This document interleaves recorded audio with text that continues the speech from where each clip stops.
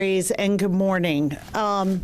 The articles of impeachment boil down to this president putting his own political gain over that of the interests of the American people. And what we see in the bills that are sitting on Mitch McConnell's desk is an extension of that. These are not talking points. They are policies that directly impact American families and could save American lives. Every day that Mitch McConnell holds up background check legislation, we lose 100 Americans to gun violence. Every day that Mitch McConnell holds up expanding health care and pursues court case to undo the ACA, 82 million Americans with pre-existing conditions worry about their ability to protect their families. Every day that Mitch McConnell stonewalls the Dream and Promise Act, 700,000 dreamers are left with their future in limbo. Every day Mitch McConnell delays the Raise the Wage Act, 33 million Americans, including 20 million women, are denied a raise. Every minute Mitch McConnell obstructs VAWA, the Violence Against Women Act, nearly 20 people are physically abused by an intimate partner. With every denial, delay, and obstruction, his allegiance to Donald Trump and special interests becomes clearer and clearer. This week, House Democrats will once again stand with the American people, passing legislation to protect older Americans from discrimination and to stop our students from being defrauded. Our message to the American people is that we will never stop working for you. Our message to Mitch McConnell is no one is fooled about where your allegiances lie. It is my privilege to be able to welcome two of our DPCC co-chairs, and I will hand it over to Matt Cartwright. Thank you, Vice Chair Clark and Chairman Jeffries. Ladies and gentlemen, the current House majority was won because we promised to work for the people, for the regular, working, ordinary American people. That's who we promised to stick up for, and this is a promise that we've been keeping. We promised to clean up government. H.R. 1 takes bold steps in that direction. We promised to bring down the skyrocketing costs of pharmaceutical medications. We've done that. We promised to fight the current administration's efforts to dismantle health care for people with pre-existing conditions. It was astonishing when we learned last spring that the Attorney General of the United States, William Barr, decided to throw the full weight of our American Justice Department behind an effort to invalidate the Patient Protection and Affordable Care Act. I was astonished to learn that, and when I asked the Attorney General myself, what happens if you win the lawsuit, what's your plan? He said, well, that's not our department. And Vice Chair Clark is right. We're talking about upwards of 80 million Americans. I've heard as high as 130 million Americans with pre-existing conditions who are left on tenterhooks while we wait for the Fifth Circuit and the District Court in that case to sort things out. But the Justice Department is pushing to take their protections away. It's astonishing, with no plan to replace it. We've done these things, and we have worked for the kitchen table, pocketbook issues for ordinary Americans. We have passed, for the first time in 10 years, a raise in the minimum wage. And we can talk all day about the unemployment rate, but what you really want to know about is whether people can clothe and feed and shelter themselves and their families on what they make. And what we know is that they have to do it on more than one job unless we raise the minimum wage. We've done that. We have passed the FAIR Act, which helps people in employment situations protect their rights to go to court by invalidating forced arbitration clauses in employment agreements. So people with harassment in the workplace issues, wage theft issues, and a whole range of other people who have had their rights to go to court taken away, the FAIR Act, Hank Johnson's bill that we passed, remedies that situation. And we passed the USMCA. After a whole year of Richie Neal's tireless efforts to meet with the Mexicans, to meet with the Canadians, and strengthen what was given to us by the administration. Take out, for example, a completely superfluous and unnecessary provision that unnaturally jacks up pharmaceutical prices. Canada didn't ask for that. Mexico didn't ask for that. Who asked for that? Big Pharma asked for it, and we took it out to pass USMCA, a bill that helps American workers and American farmers. We did that, the Democratic House. So I'm here to say, ladies and gentlemen, we've done these things. These are just examples of the 275-plus bipartisan bills that we have passed out of the House that sit unattended on the desk of Senator Mitch McConnell, who has vowed not even to look at these things, let alone pass them or take them up or negotiate them. It's a sin. What he's doing, and he's doing it all with a view toward forwarding this false narrative that this is a do-nothing House. It's a do-nothing Senate Majority Leader. That's what we have, and he's proud of it. So I'm here to say I'm very proud to have advanced what we promised to do, the For the People agenda, and I urge Senator McConnell, do your job. I want to turn it over to my co-chair, Ted Lieu of California. Thank you, Congressman Cartwright, and thank you, Chairman Jeffries and Vice Chair Clark, for having us here today. Like millions of Americans, I now also have a pre-existing condition, and I also get my health care through Obamacare. And the Trump administration is suing to eliminate health coverage for Americans with pre-existing conditions. And as Congressman Cartwright said, if that lawsuit succeeds, they have no plan. That means millions of Americans will lose their health care coverage, including those who rely on it for their pre-existing conditions. We're going to put people's lives at stake. And the Affordable Care Act does more than cover pre-existing conditions. It also applies to people who have employer-based health care and strengthens those plans. So before the Affordable Care Act, you could, in fact, go bankrupt, let's say, if you had a cancer diagnosis or something that caused a lot of money, because insurance companies could put in maximum coverage benefits in those employer-based health care plans. The ACA eliminated that for insurance companies. So as a result, everyone is covered regardless of what kind of health symptoms they may have or health diseases. If that goes away, again, it puts millions of people's lives at stake and could force them to go into bankruptcy. So in addition to the ACA, Republicans are also holding up bills that would help lower prescription drug prices and generic drug prices. Last year, the House of Representatives passed on a bipartisan basis a large number of bills to lower generic drug prices, and then we passed H.R. 3, which will lower prescription drug prices. They're all sitting on Senator McConnell's desk.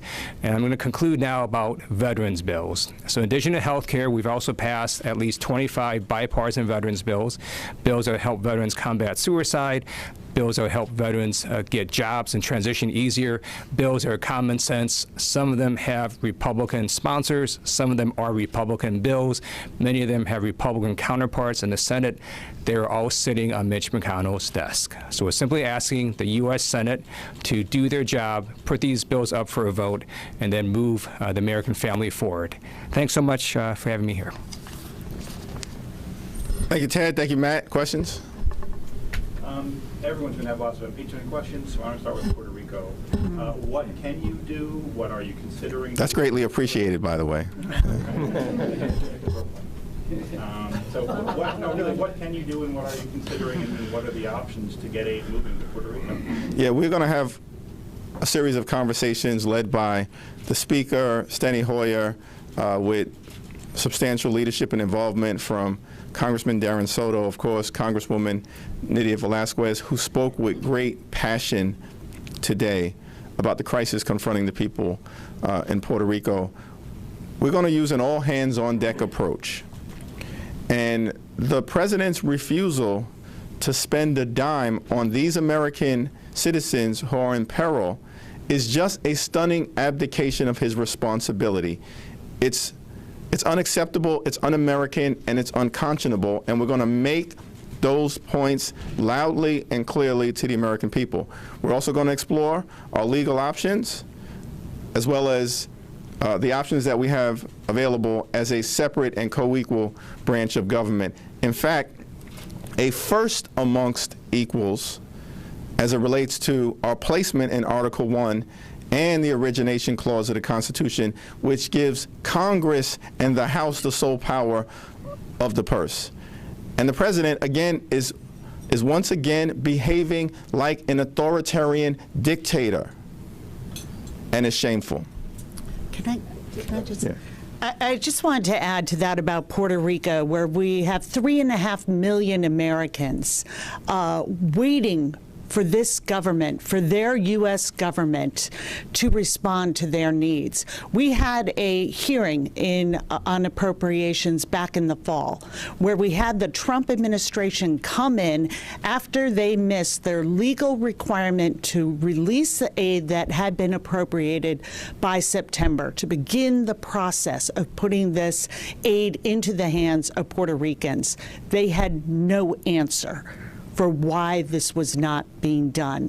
And so, as the chairman said, we are also going to explore our legal options on ways to force this administration to abide by the law, by what Congress has appropriated, and to do right by the Americans that live in Puerto Rico.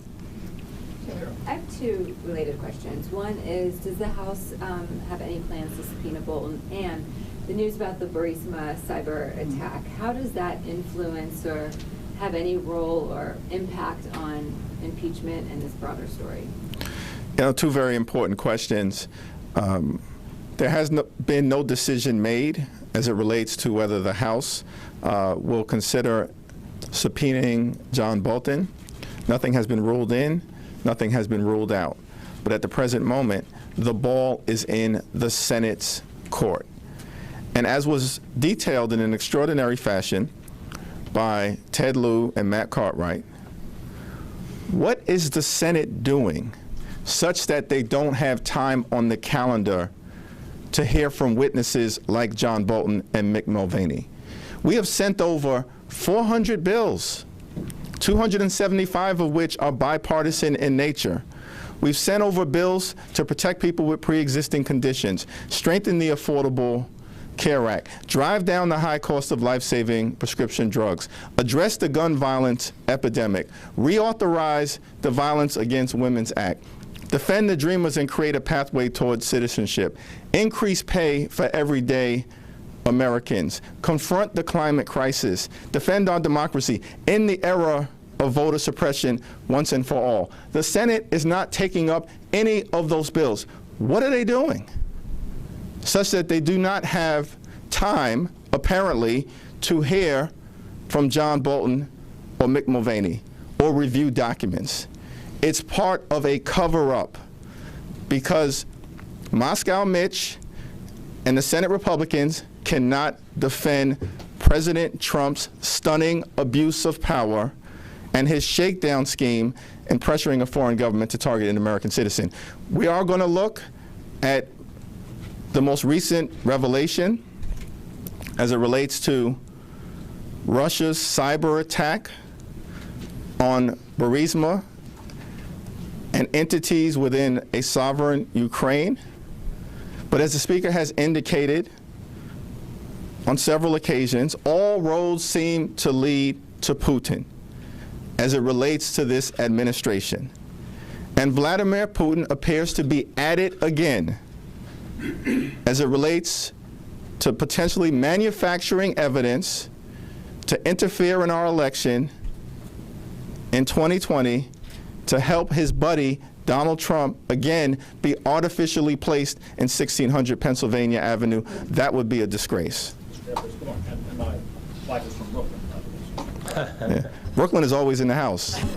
Okay. All right. Queens. Cheryl, don't spoil the party here.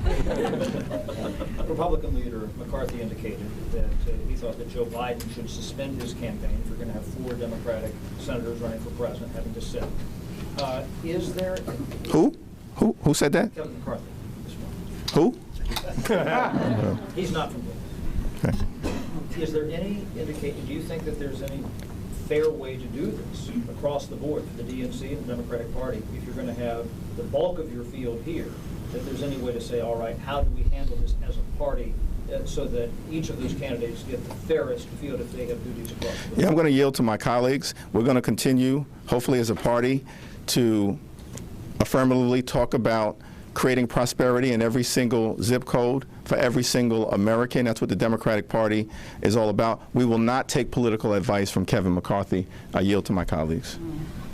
Me neither. Is there a concern about being fair to the other candidates if they have responsibilities over the trial? Well, I would just say that I think that the senators who are running for president are perfectly clear, unlike the Republican senators, where their oath of office is. It's to the Constitution. They will be there. They will do what they are supposed to do, and they will take that oath of impartiality with a clear conscience. Yeah, and the only thing I would add to that is I think the House Democrats have really provided a great model for this, because at the time that we engaged in our impeachment inquiry and our final impeachment vote, all throughout that we also had one of the most successful and productive House sessions in modern history, passing nearly 400 and slightly over 400 pieces of legislation, 275 bipartisan bills that address the urgent priorities of the American people. So I think we can have the same confidence that our Senate colleagues will do both things, continue to deliver on the commitments they've made to the American people, as well as hold this president accountable and fulfill both responsibilities. We're going to go back to the front row, but I want to be fair. Yeah. Mr. Jeffries, we reported yesterday that the administration is preparing to transfer another $7 billion for border wall construction out of military construction at this point. And should you guys have fought harder to include language preventing them from transferring that money in the recent appropriations legislation? Well, options as it relates to dealing with Donald Trump's relentless and reckless effort to build an unnecessary and medieval border wall. Clearly, this is another example of Donald Trump trying to fulfill a political promise that he made to crowds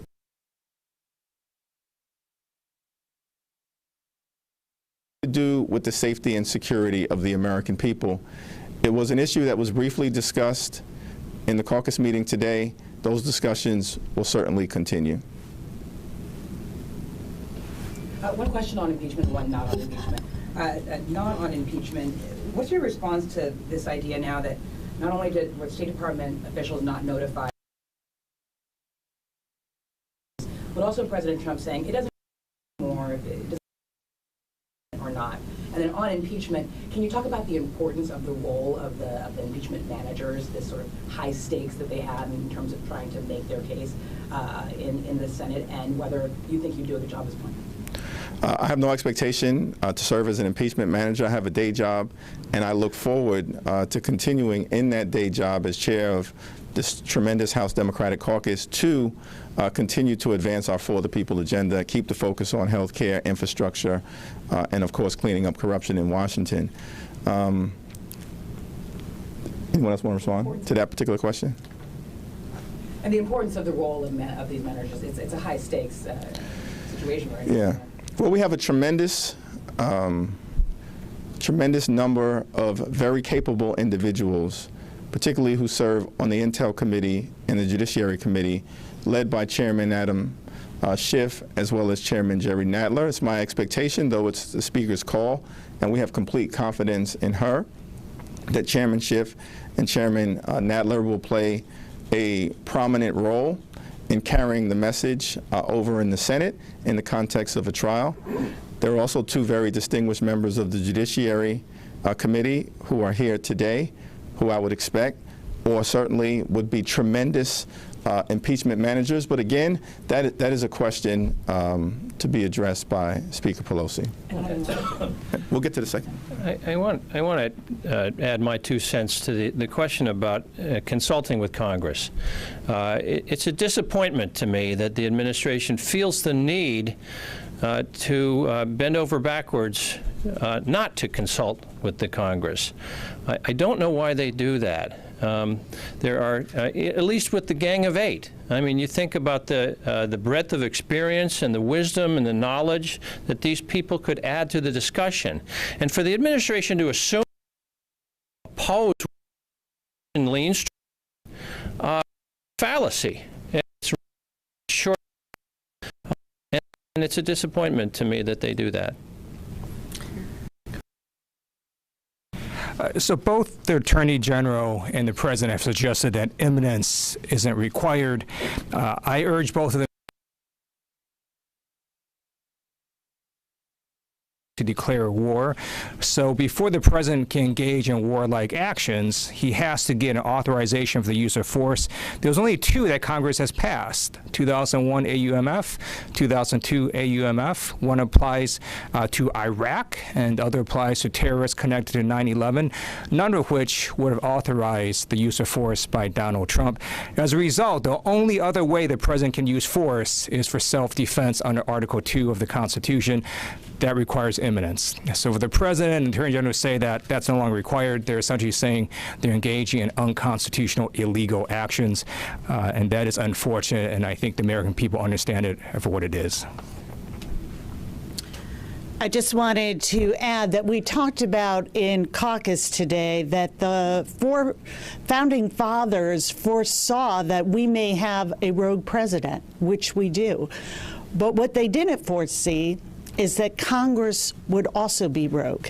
And what we are seeing is an abdication by my colleagues across the aisle to our role in asserting in a democracy under the way our Constitution framework works, is that we are the ones who can declare war.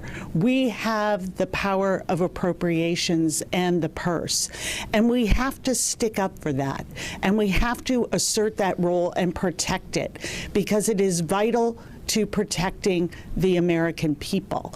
And it is a system that works together. But you have to remember that we pledge allegiance to a republic and not to a specific president. Can I add one thing? I think one thing is also important to remember is part of the reason congressional approval and consultation is required is because you want Congress to ask the tough questions. Will this action make the American people safer? Will it strengthen American national security interests around the world? And that the absence of those tough questions is what invites mistakes or a failure to understand the broad implications of an action. I think that's what we're seeing. So this is not just about congressional authority, which is clearly present, but it's really about making certain that when you make such a solemn decision to use military force to begin a war, that it be done after careful deliberation with all the hard questions asked. That did not happen in this case. And to wrap this up, and then I'll go to you, Cheryl, but Congress is a separate and co-equal branch of government. We don't work for this president or any president. We work for the American people. We have a constitutional responsibility to serve as a check and balance on a potentially out-of-control executive branch.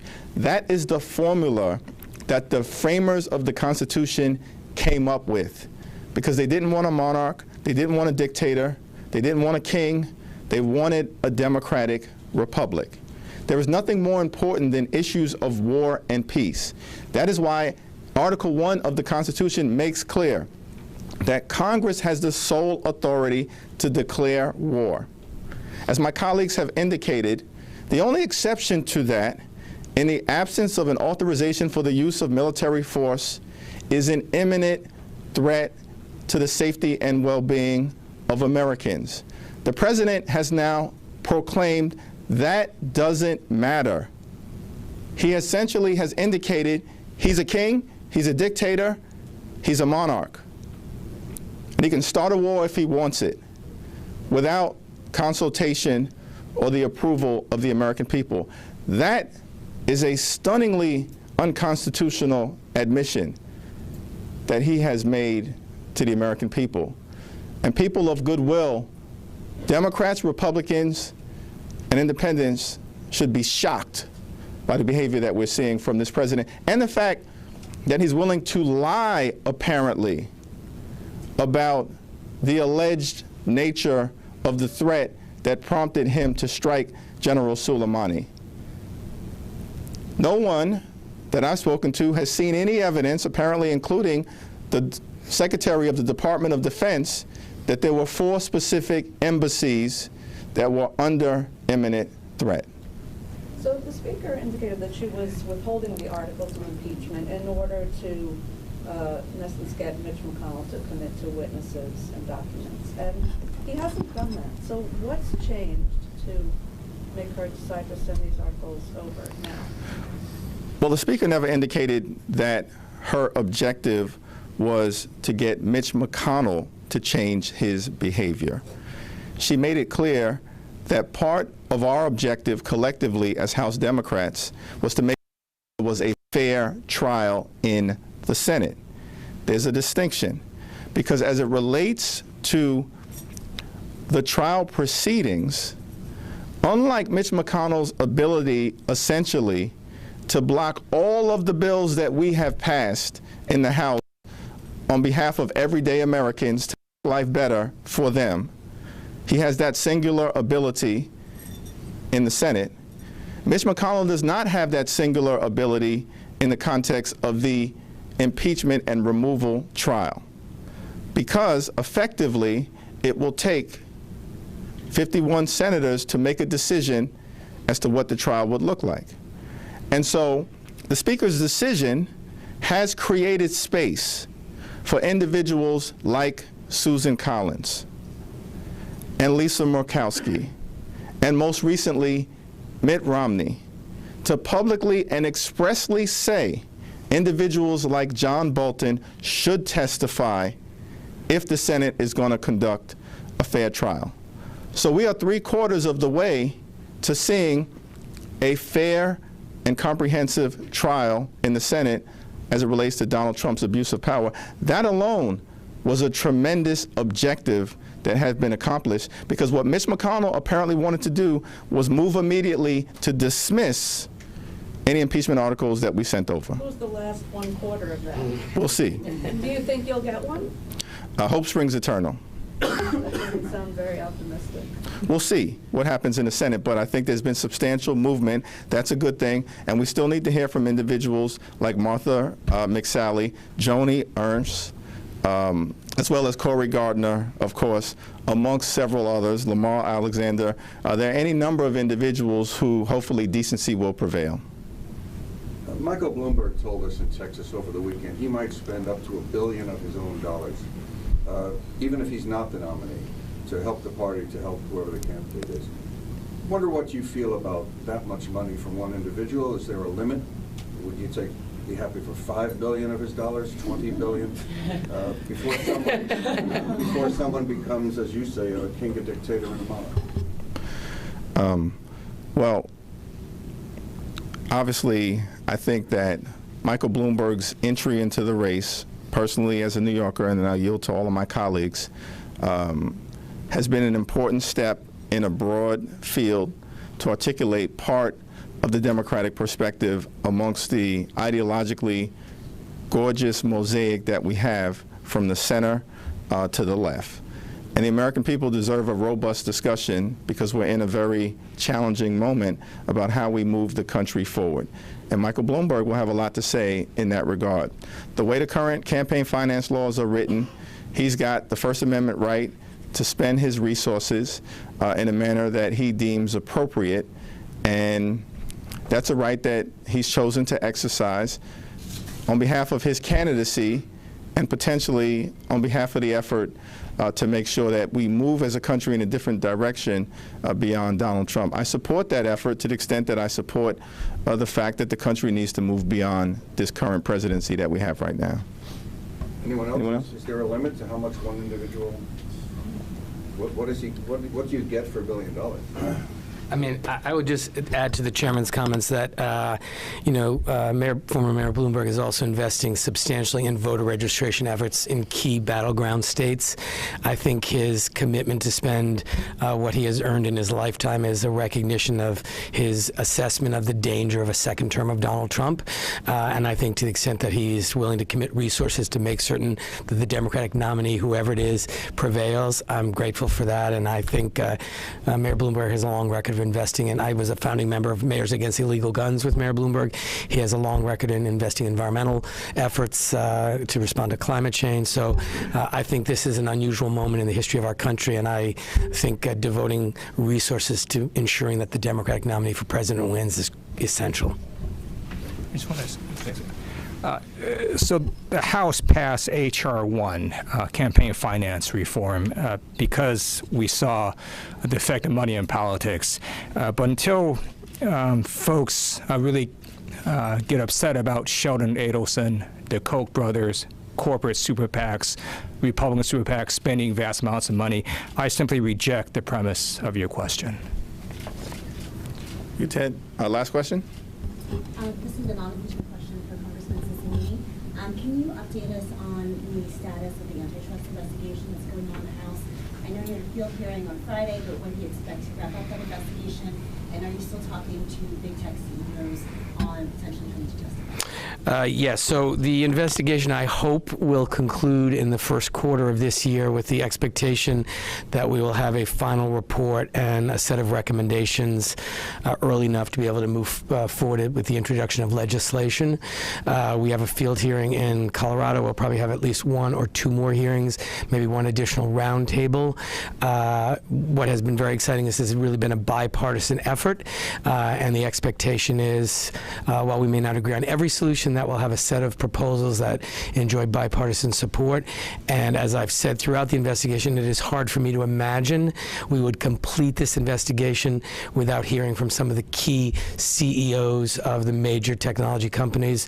They have all pledged to cooperate, and they have been in terms of document productions and other things. So it is my expectation that some set of CEOs will be heard from before the investigation is completely concluded.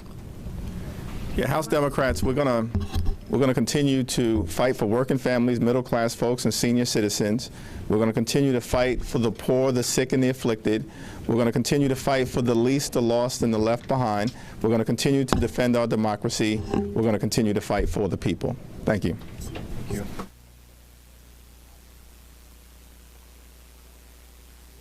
Yeah.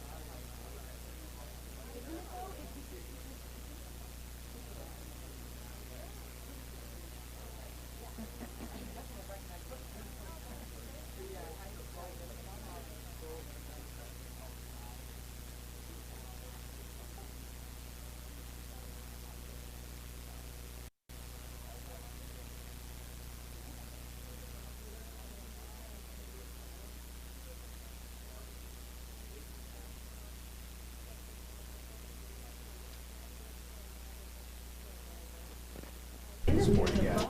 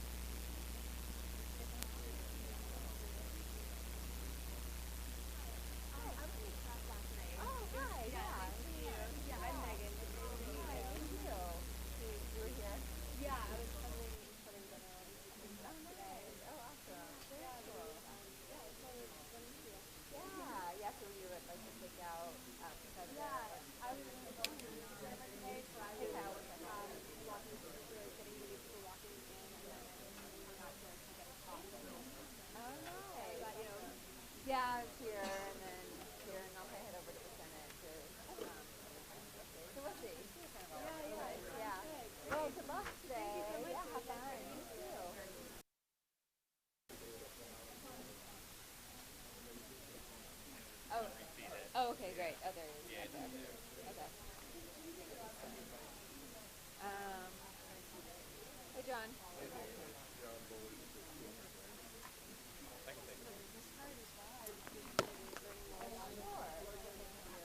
Oh, thank you. Let's see.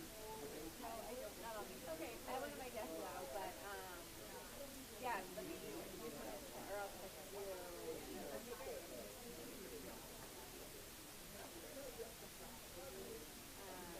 What's your number?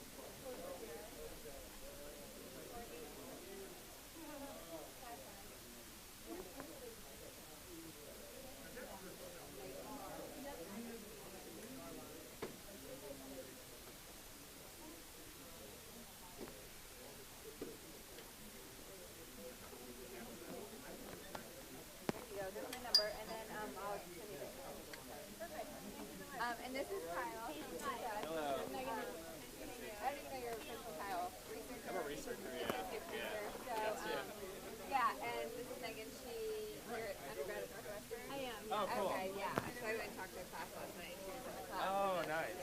Yeah. I'm reporting from the Dole News Services reporter. Okay, gotcha. Yeah, today general impeachment stuff. Yeah, there's quite a few Northwestern grads in D.C. A lot of desk assistants who moved their way up to associate producers and after that. So. Yeah, there's definitely been a big pipeline going Yeah. Didn't Peter Alexander go to Yeah, Peter and did. Chanel both did. Yeah, they were Oh, both So really? for a while, the Today Show was like Northwestern. oh, And Kelly O as well. Yeah. Oh, that's so We were funny. several correspondents, which Yeah. is really cool. They're, Peter and Chanel are both Northwestern News Network alumni as Gotcha. well, which is the network that I'm with. Oh, cool. Talk to her class. Yeah, because Josh Letterman teaches it. Oh, okay. And so, yeah, so I came to talk about it. Oh, gotcha. Yeah. So, yeah, great to you, and this is Kyle. Yeah, I'll You'll give see him you around all day. my card too. I have one as well in my car.